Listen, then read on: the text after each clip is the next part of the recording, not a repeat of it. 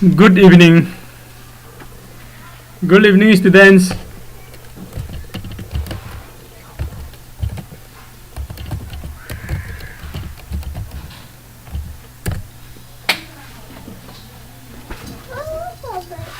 Okay.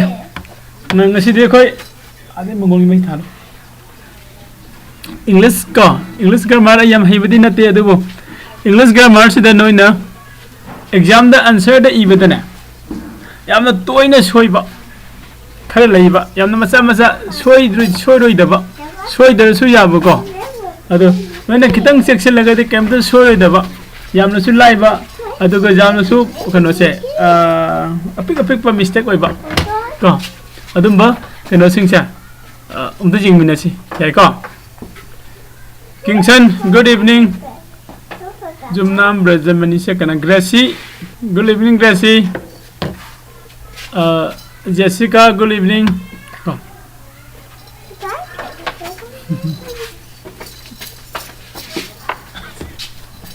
Mami qua. Video ko ay lego ba?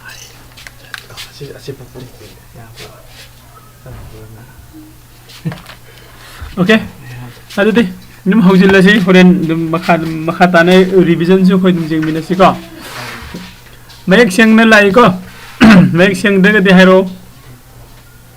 Yarab natro. Yare. Jeng asi de di. Yengo. Kem na te nga se na noi de jeng han di se ko na English ta alphabet ane lai.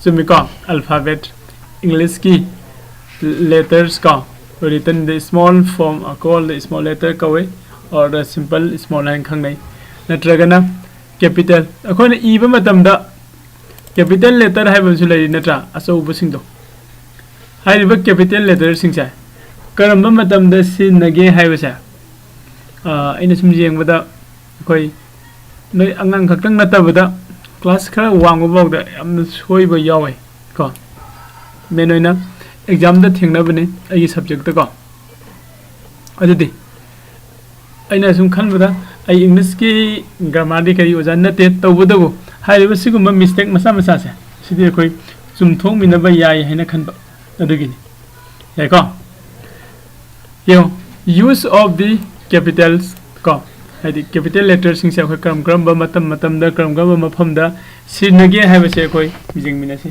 ui ko nai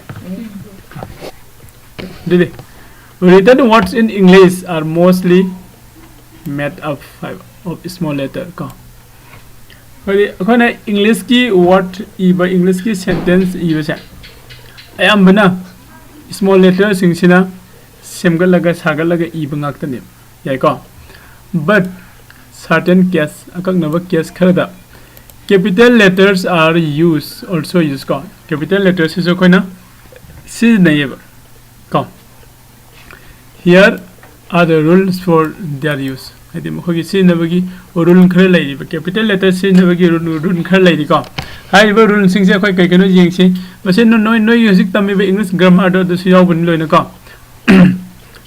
the first letter of first word of a sentence ko sentence amagi ahan letter sentence amagi ahan letter ko sentence amagi ihan hanbal letter do ado capital letter na hogani have example the milkman has come ko se ti se the have is the jari but ti se ko si aso one ori se ubra wi ko sumaina he has brought ko milk for us ko si the he se ko si angang yamna soiba angang yam yawi ko ado khona sentence ama iba loiradi loisilakpa matamda full stop se sisu number kawganu akoina full stop se namam dragadi sentence to loidadi bni full stop haine full stop ko yai ko full stop se namam maga mathangi next ki sentence to iba horku matamda ihana hanbal letter do adu kari henseba ihana hanbal letter do ho capital letter hello like ko yan hanba kano se ko na capital letter hense yani ko yari first letters of the first word of a sentence ko se matam khuding makta ni ko sentence khuding maki any sentence ma di full stop nam gram matung the sentence am orani natlagana node of interrogation ko node of interrogation nam gasu gana lai gasu mathang da horukpa to khoina what next ke horibo word to sentence to gi ahan ba word soi dui ni ko sar mayek sing de Gracie ki natra Gracie nang gido kana torgam da jengero hoise mayek sing de se kai no ngate wifi ko im da jenge mi loina ma ki sing da bro mi loina ma ki sing da wor ga di check tor ga natra gana Gracie nang gido kana da 720 da nang gi YouTube ki quality da kitang haiga laga thamu ya bro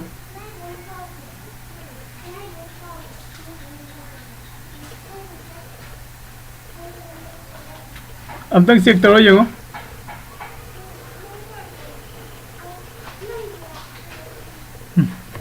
ऐसे आई mobile में तो check तो के दिखाते हैं आयु को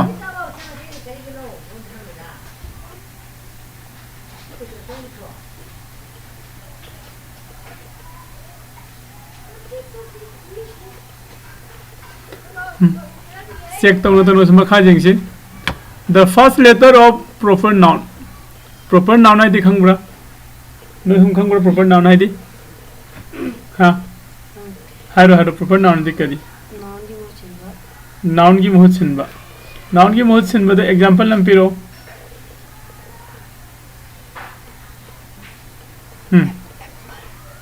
kadi ba apple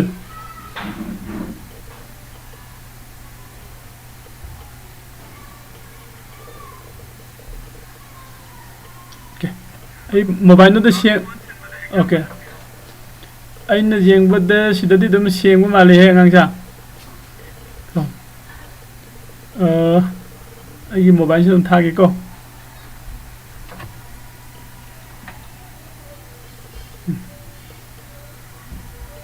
okay सुम शेंगे को अदुदे कनो तो गेसी नंगी दो नंगी को क्वालिटी तो खितंग चेंज तरो येंगो को ओके मखा जेंगा सिददी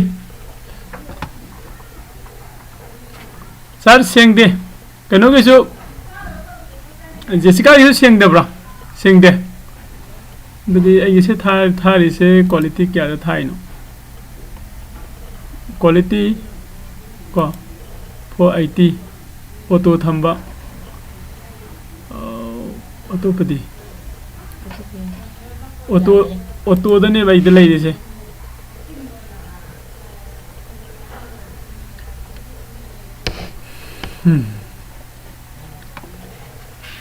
सर सेंगे सेंगा प्रॉब्लम ओके फरेदी मखा जेंगा सिको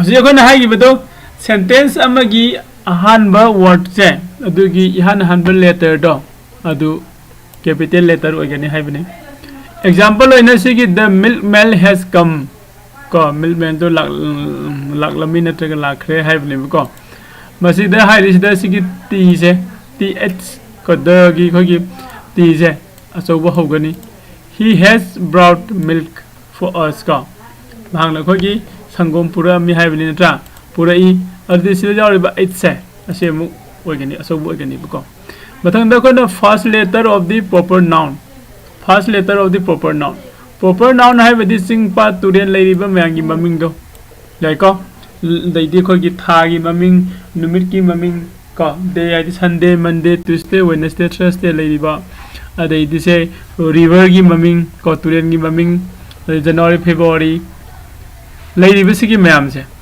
को पेटर हरी मी ममिंग का से अग्रा लम ममिंग को सिगुबसिंग से कोइना करी कोइबा प्रॉपर नाउन को प्रॉपर नाउन खुदिंग मकी फर्स्ट लेटर दो इसे अग्रा है रे ए से सो वो गदो देखो इम्फाल है दी आई से सो वो गदो मणिपुर है दी आई से सो वो गदो या को विद्यासन है दी बी दो सो वो गदो सोने तोरगा कोइना प्रॉपर नाउन खुदिंग मकी मागी फर्स्ट लेटर से असो वन लोइना होगनी यारे को ओके नेक्स्ट यंगो first letters of the quotation है कोटेशन है दी डबल कोट की मनुंग दे इबसे सी यंगो ट्रस्ट इन गॉड है सो सिदा ब्रैकेट को लई सेसु ले कोट डबल कोट की मनुंग दे थम्बा खोन इबसे से खोना कोटेशन है खंग नहीं हाई कोटेशन से फर्स्ट लेटर ट्रस्ट है अहान लेटर से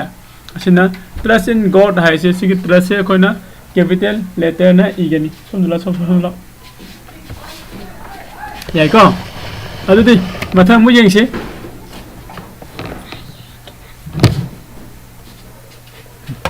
मथंग मु येंगो the first letter of title lamagi ihan hanbe letter do the first letter of title ko title then the bir chakra the lord ko the raja ram mohan roy ga the skun gi maming laiba ko title ko title khangi natra any kind of program am tawre program du gi magi title laigani natra adai di nang na se sport tournament hang khalasi tournament du gi maming laigani ko अरे देखो ना कई गुम्मा पे एक title P बदो अदो मागी title सिंग सिसु खोना मागी लेटर अहान बसे सी करीना होगो ने बा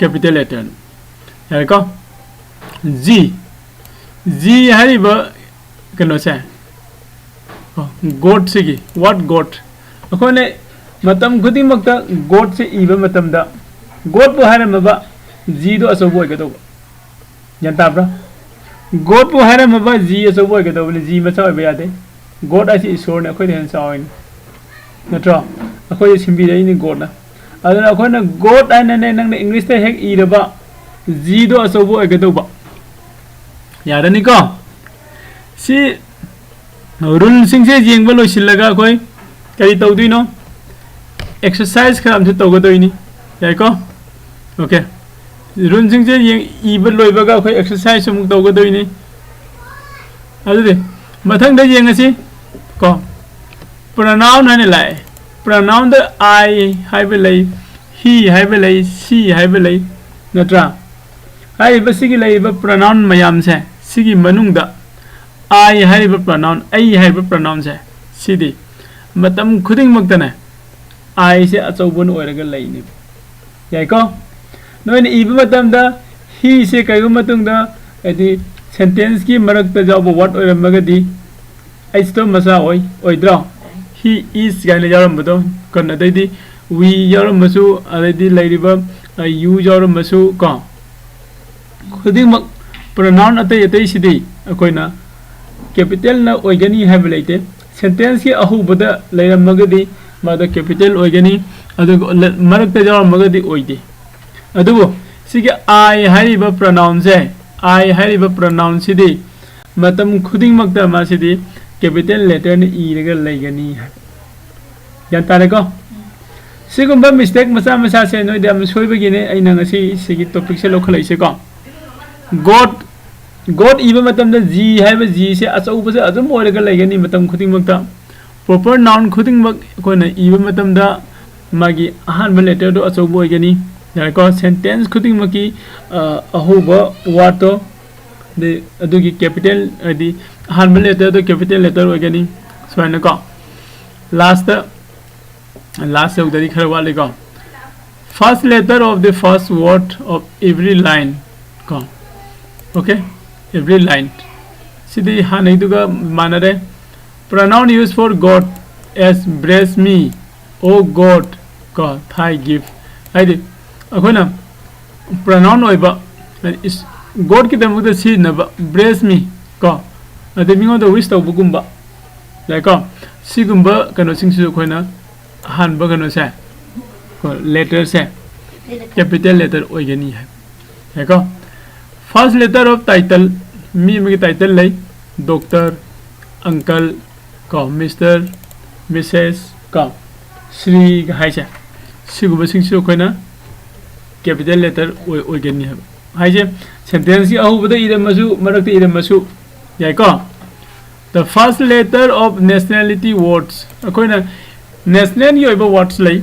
इंडिपेंडेंस डे को अदैदी रिपब्लिक डे को अदैदी से ग्रीक हिस्टोरियन इंडियन पॉलिटिक्स को the Parliament House ꯂꯩꯔꯤꯕ national ꯒꯤ ꯑꯣꯏꯕ word ꯁꯤꯡꯁꯦ ꯁꯤꯁꯨ ꯑꯩꯈꯣꯏꯅ ꯏꯕ ꯃꯇꯝꯗ ꯀꯣ first letter ꯁꯦ ꯁꯤ capital letter ꯑꯣꯏꯒꯅꯤ ꯍꯥꯏꯕ ꯌꯥꯅꯤꯀꯣ ꯑꯗꯨꯒ ꯑꯔꯣꯏꯕꯗ an abbreviation from the first letter of full words ko words full oiba words khardagi semakpa akon abbreviation na sembadana magi first letter sing do adusu capital loin igani example loina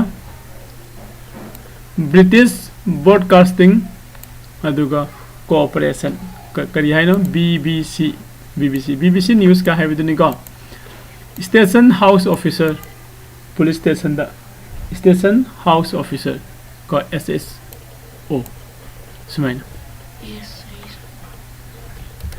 gyan tari ko ma'am class se dum ngasi gi kano se topic se dum nungai bin natra aina kano se nogi English ki non sum I bada ko asoi ba macha sum u basing se ko si khitang ngoi se noi da semdok pangam gadra haibagi sigi topic se lokhat pane hayang chu si topic se dum continue to yai jo adu to hojikoi ngasi gi oina example khara jengam se tai ko example khara okay exercise lere put capital where necessary nangi daka oiba mafam do adu da se capital no je hapsil lo haibel size kitang sa kholan ba yabrenge 14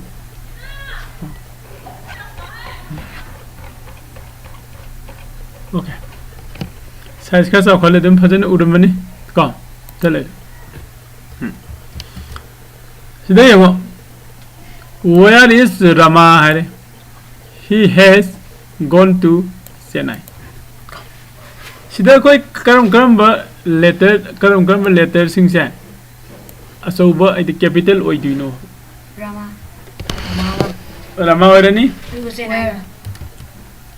okay no hoi jo type tor pa yai ko karam ba word se koi capital oi do you know haiba ko where is Rama he has gone to Chennai ko where is Rama kadai de lai aduga he has gone to Chennai mado kadai da Chennai de sakre haibni ko ado itadi hari basigi where is Rama he has gone to Chennai hari basigi sentence ani suradra sentence amana question ko adi interrogative question ne adi sentence amana isam sentence ne ko affirmative sentence adi hariba sentence ani se sista yauriba word sing sida akoina karam word se capital letter oi do you know hai ko no jo text ta tawro ko nata ngai ge text tawro sida di haire se where oigani haire Rama oigani haire adai di keke oi du batai di Chennai chu oigado ba adai di he issue okay where the oidu se karigino sentence amagi ahoba letter oibagi Raman oidu se ne karigino mi maming by the proper noun oibagi he no oidu se ne karigino sentence amagi ahoba oibagi Chennai no oidu se ne karigi lam maming proper noun oibagi yare ko adudi yengasi magi answer da ina kari hani ire thamba jengasi ko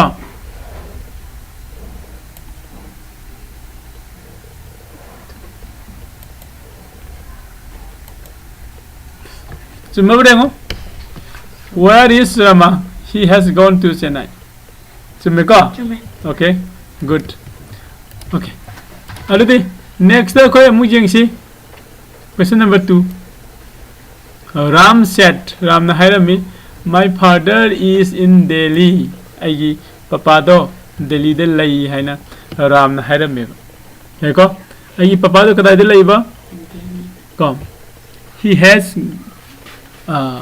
Ram said my father is in Delhi haina thana hairami ade hairi basigi sentence da karam ba word se koi capital letter oi do you know have Ram moirani father Delhi my summa bro चुम्मे okay अदुदी राम न ओइदी सिना करी गेनो question हारो answer मी ममिंग ओइबगी ओके मी ममिंग ओइबगी मी ममिंग ओइबदो करी कोबा proper noun proper noun okay then नोइन हाई सिना फादर से ओइगनी हाई first word हारो हारो फादर ओइरगदी करी ओइदी नो मरम दो पियो ओ ओइरोय अदुदी कना ओइगनी करम वर्ड्स ओइगनी दिल्ली दिल्ली ओइगनी दिल्ली ओइसिना करीगी लममिंग सिना लोरे ब्रो नो एतै सो के कनो दा कमेंट दम इरो आई कमेंट चेक तौरी है ताब्रो सर आई खंगदे ओके आईडी सिदा इरिबो क्वेश्चन सिदा क्वेश्चन नंबर 2 हाने लाइसे सिदा राम मसान ओरे Ram said my father is in Delhi हाने इरिबो को सिगी इरिबो सेंटेंस सिदा करम करम बो वर्ड आईडी व्हिच वर्ड को कैपिटल लेटर ओगेदगी है which word will be the capital letter ko karam karam ba word sing se capital letter oiduino hai yara bro yara adu noina comment tawak tarab ni na ko sida moi phami besina khade haire chumbalan badu jengasi yai ko ai answer se lo lag thammi ko aine red color sat tawda dum ola dum yengasi ola lage ola okay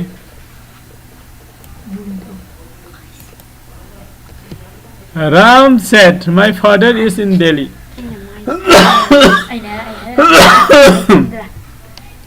Yeah. Adu diyango. Ko. Ram said, "My father is in Delhi." Ram na original proper noun oibagi aduga mase kanu su oi. Sentence amagi ahuba letter su oi. My original kai no quotation oibagi. quotation sa koi quotation na nam jaoge do nising ibra quotation quotation orega di quotation di double quote ki manung de iba quotation orega di bagi ahan ba letter do word to gi first word to gi first letter do kari oine ba capital letter oine yara ni okay mathang jenga sidu di ko I shall have a holiday on Friday. Hi, basically sentence है. सीधा करम बो what? कोई capital letter ओई do you know है? I shall have a holiday on Friday. Hi, Riba sentence सीधा. Go in this sentence.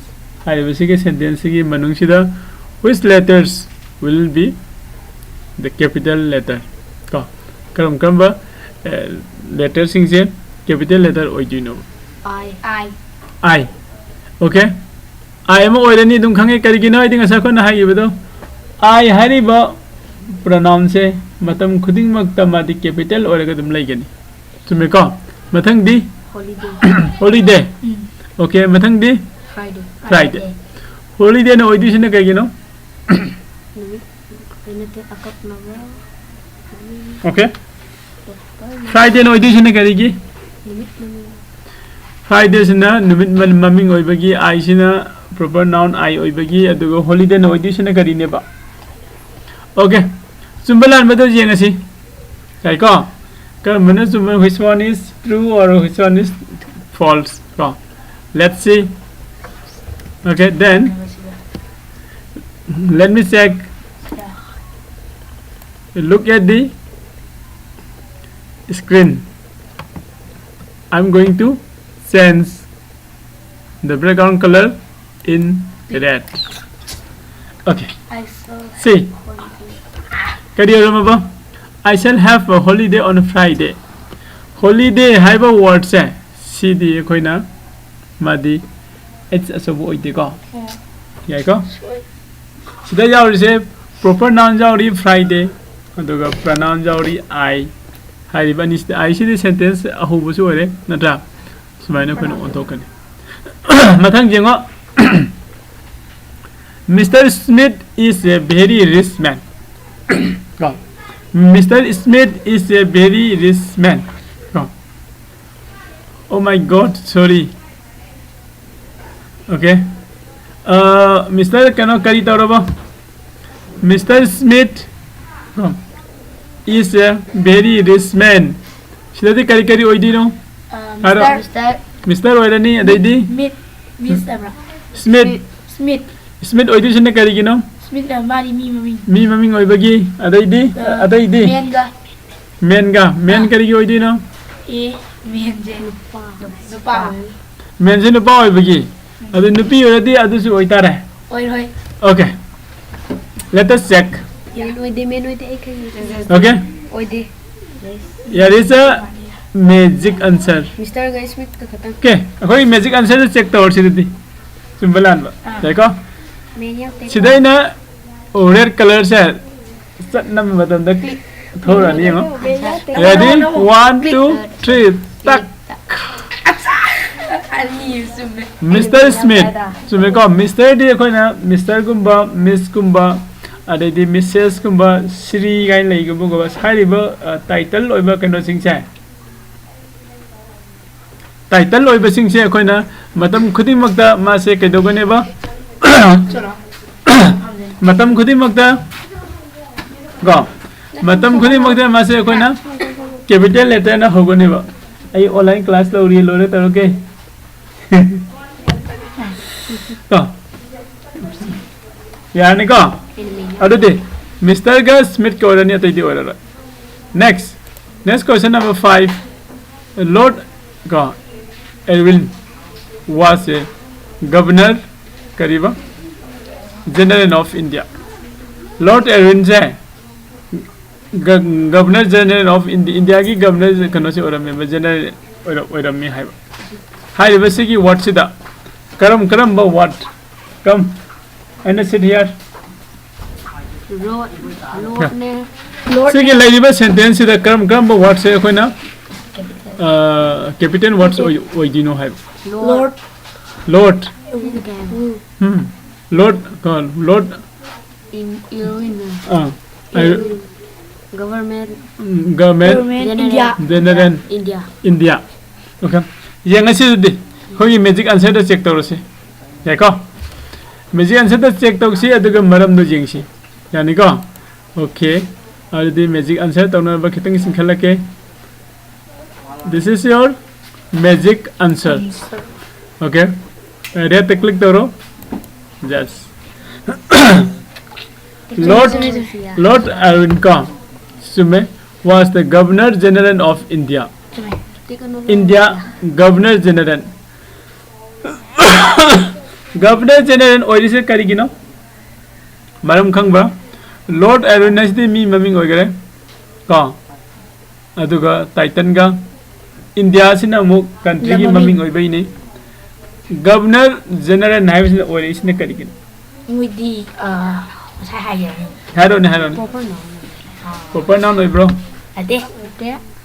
National gi what oi. National what oi. Ko nationality national gi what oi bagi. Jare ko national what oi bana maram moga governor general se koina capital letter na horai ni ba. Okay, done. Okay, mathang yenga si. Question number 6. The Nehru ko live at Karaida Ahmedabad Allahabad. Nehru se Allahabad leirammi hai. Sir, it is class 6. Pamaiba mase class 6 ki nate ko sabeng isu nate 8 ki nate 9 ki nate 10 ki nate loina makini. Yai ko noina English iba matam da yamna line kayumba masa soibdo. Oja sing na mark asum kakpado. Ado nungai ti aina masi ke topic se lokhat pane. Makhata ba English ki topic mathang lakhini nuti gi join tawro ko. Okay.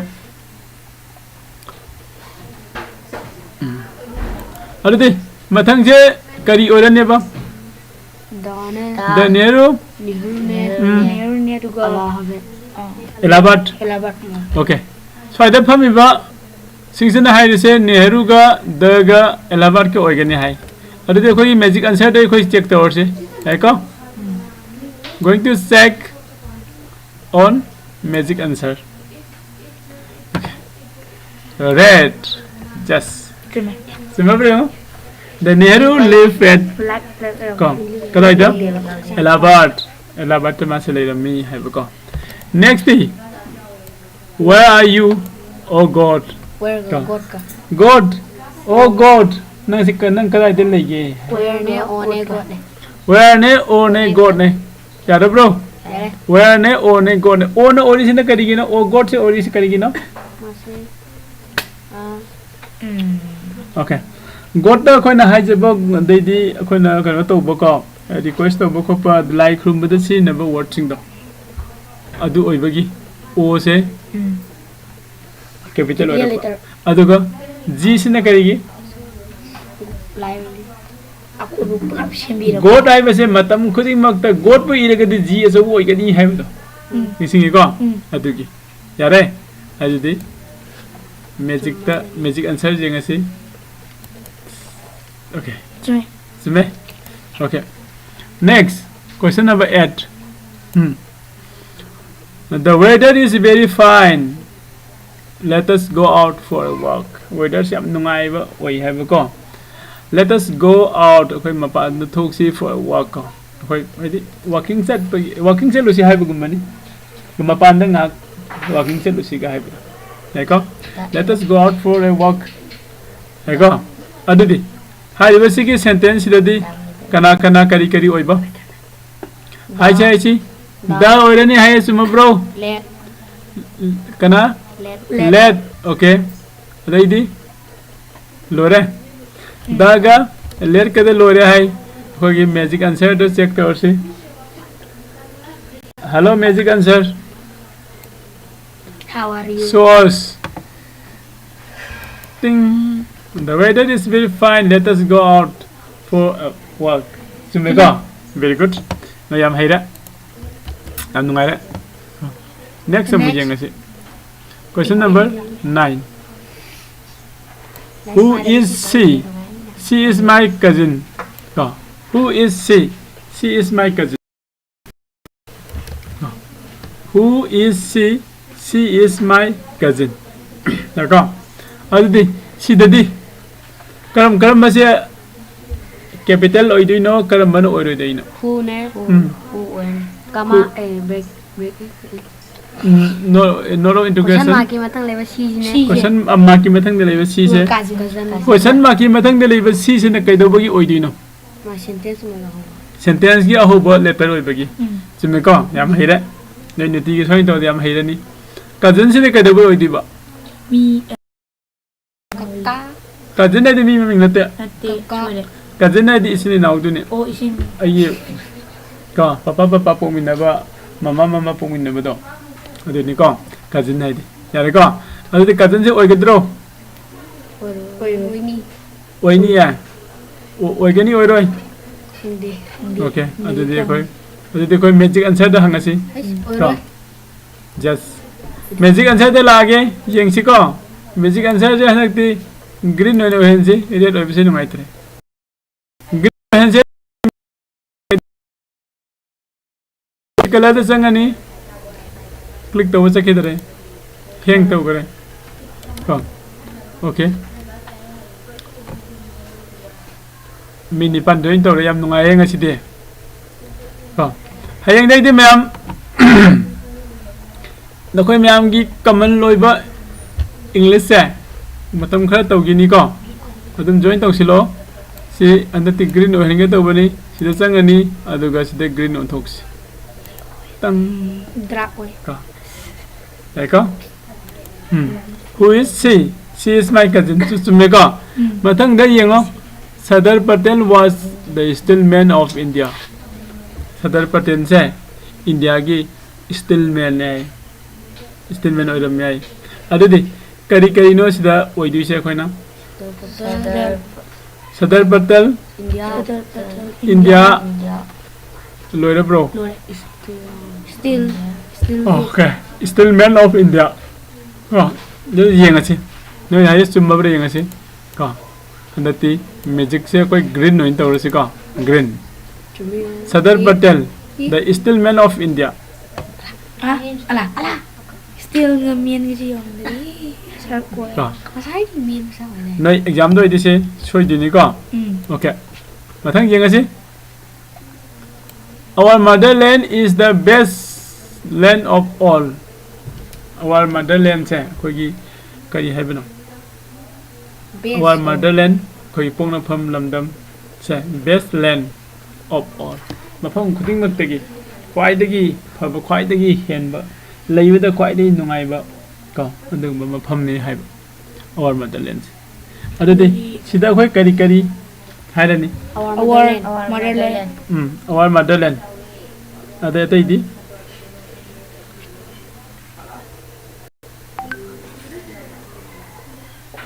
अतैदि Oh, siapa musuh orang yang musuh orang. Liền. land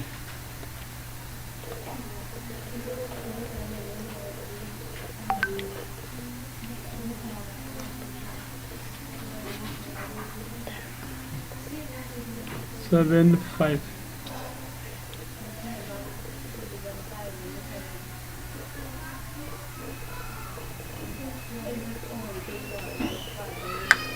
okay kari kari our mother Liền. Liền. land of all yang asi kamu sum banoy okay our mother di sume jom noi nasi da land se kari hai no land ai se lam hai bane natro Dia deh. okay nang di hai da bro Cik hai ya de ko de okay mathang yang asi what does the abbreviation of SBI stand for go sidati kai ke oirani What? What? Is biasa je. YouTube is not receive enough video. Maintain smooth stream. Such viewer will experience. Okay. याद रहे हैं. करी गिनो याद है इसे. Komputer mo kung sama ni. Computer में खूब सागुन होते को. आता गायो को. Ayun ko yung kapsin na ay gayaw ihingam din phone. Phone kasi kami. Ay sabi sila phone dah. File. YouTube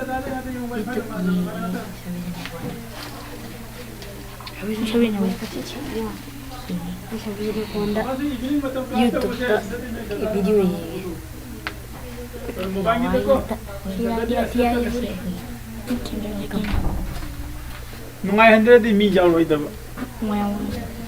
Mini phone. सागी ऑनलाइन क्लास है हम नुंगाई. Okay, very good. Thank you. Go. Class है नुंगाई बसे इशम नुंगाई को. सुमाइना नुती की नुंगाई नुंगाई बा क्लास तौरके अदुगा नोइसु यम हाइनबा. Okay. मथंग जिंगसे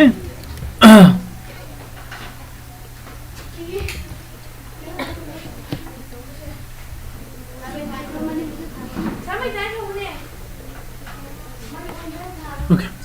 What does the abbreviation SBI stand for have ni ko? Sidadi akoi what sim ma oirani kai gino aise aso boirani ko ho boy bagi yabra adai SBI se oirani kai gino abbreviation oi bagi jengsi ko sumbra jengsi ko aisu khang de sumbra lanbra Cuma mana lah. ado sida magic answer na pi helasi sumbra sumbra ko okay jara bro Ya. jara SBI. okay next हम मुझे से India wives were known for their loyalty in the past ko sidati kam oirani India.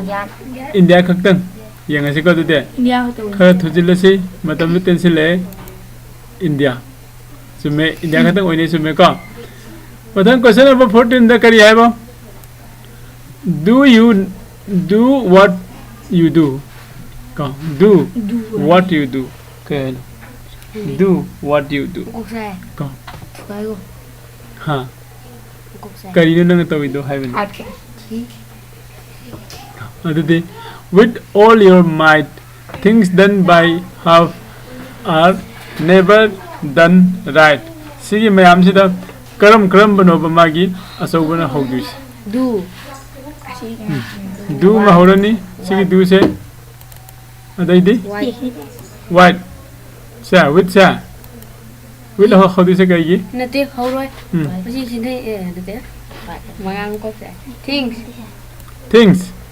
things hogani ba kari gi no Ma sin thấy sao how rồi. sentence ma ho boy bagi jeng asiko okay done sumi ko things ore aduga do se ore So I Okay. when you had that. God has made every human, every animal and every demon. Khuding mak se God nang se mangak tani hai. Adudi sida karam ba God oirani human chứ ôi không đẹp Every human. every human and demon. Loina oigado ba. Na khoi su khara hai lo dana. Every human is demon. Okay. Every human. Every human, every demon. Okay. Jadi jeng asiko. Dan. Kalam tu làm ada. gì Hmm? yeah quất cái gì God kata oigani ko. Okay. Adudi Mangang sa panay. the general set advance and attack the enemy. Mumbai Ko. Thì jengo. Som jengo. Som da jeng siko screen da jeng siko noi kai no jeng itu. Lari jengo hai ko. Onte jeng le. Đây nate computer. Okay. Adudi. Thế jengo. The general set advance and attack the enemy. Sidati karam mana kari oirani. The general. The general oirani. Adaidi Advance. enemy gì à advance ki AC oirani adaidi Enemy. enemy so. à Okay, enemy di oibo oidaba jenga siko. Enemy di orai. Okay. Orai. Magic answer. Semua orai. Give the correct answer.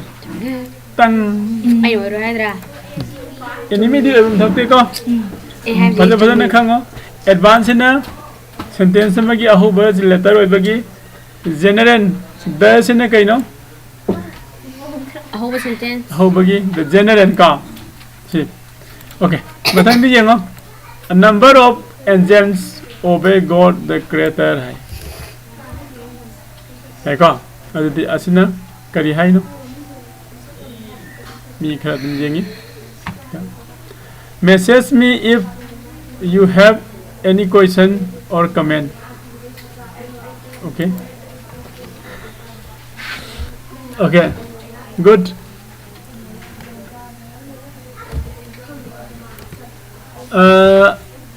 Asi kadano. Kadiya maming do.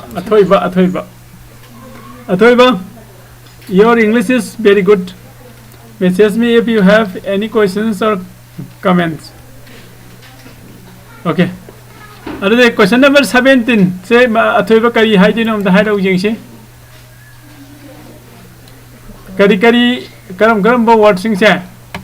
Adi capital letter oi dino ba. Ado ko gi magic answer lai ko sida. Magic answer da gi khoi mateng lau si. Magic answer go. Khoi da answer da pipiro jengasi. Then number of agents go no oise koi maram khange creator no oise na karigi creator đi ko creator adi sembi sabi ba mapu do ko sembi sabi ba mapu ko koi gi adu su god ko bani na tra ka adu de sigi etin nadi kari orani chingdaro kitang thujin si etin nadi ke orani Da.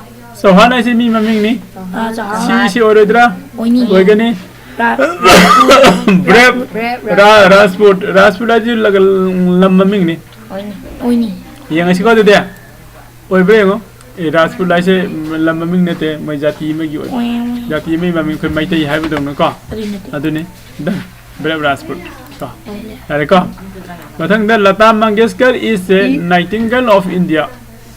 Okay.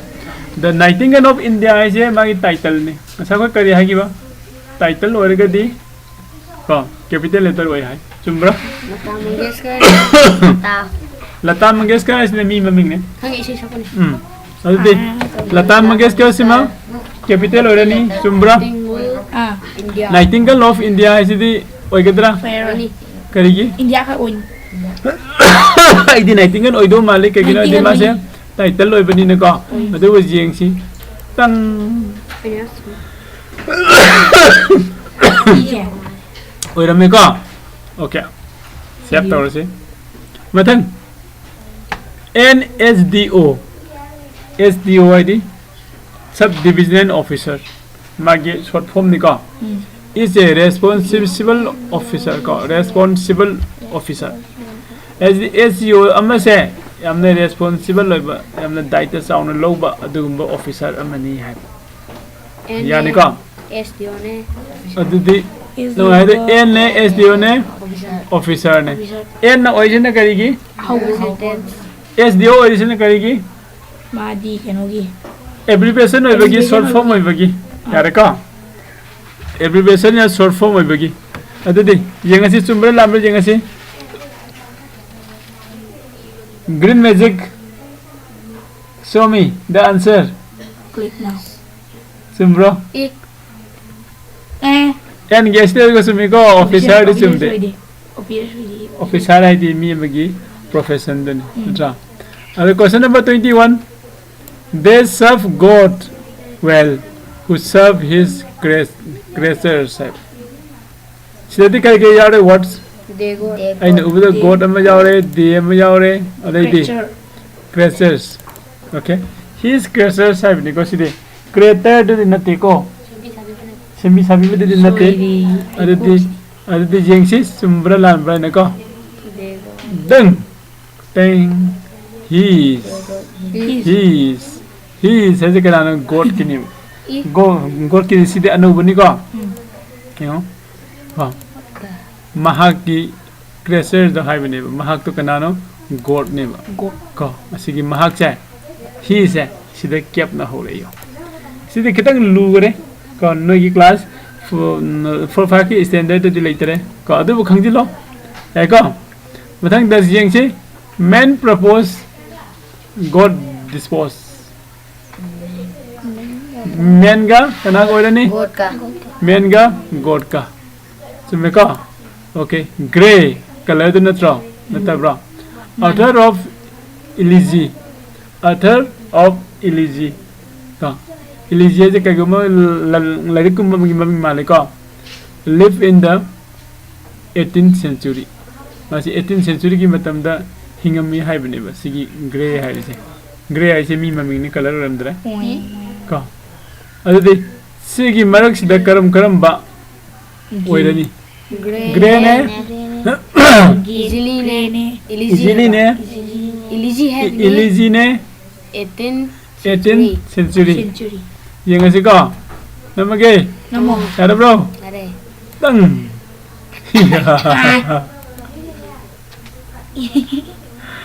Grey मसुमे करिगिना मी ममिंग ने इलीजी सुमे करिगिना title ने 18th century हासिदी को वार ने मतम मैदि मतम ताकपुदनि को मागी थोइदोप केमदा लेते को ओके नखोय म्याम ज्ञान तारि ब्रो इंटरनेट सु आइने खमबदा नुंगाइ गरे हाइदि मसाय सोइदा एरर खरा सो तोरमदा तौगिदरे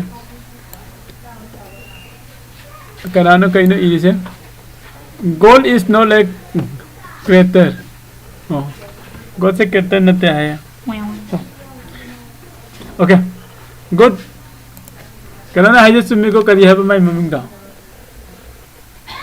अथोय बना हाइजे सुमी को मैम ओके अरे मखा जेंगसी question number 24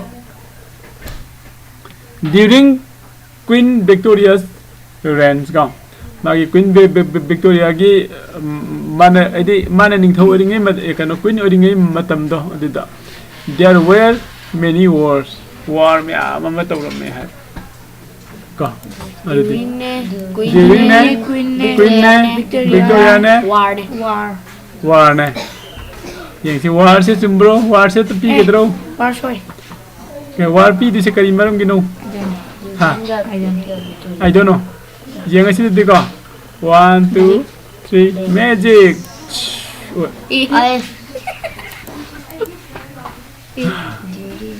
green ni tong la ko during Queen Victoria Dari ko okay mathang jeng Samudragupta dimi maming ni Samudragupta was one of the greatest Indian king India ki king ma'am दो अदुगी मरक तुद मासु ख्वाइदगी greatest of king amane मासु one of the greatest India king करम करम ओरनी Samudragupta ओरनी krano okay Samudragupta ओरनी Indian ओरनी king ओरनी अदैदी लोरे bro यंगसी को चुम्ब्रा लामरे यंगसी दन king show ko ko okay question number 26 amu yama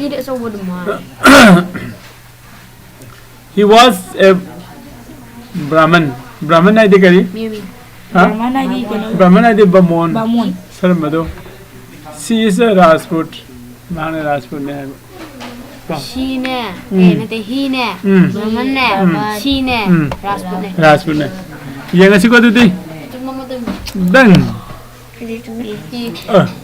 ôn tay này đây magic throw cái này ok xem mất đó hi nè brahman nè rajput nè mà sai đi ôi đi xong à si sẽ lạc không thấu con đi co rồi mà lạc thật một trẻ đi cô rồi mới chơi gì he said to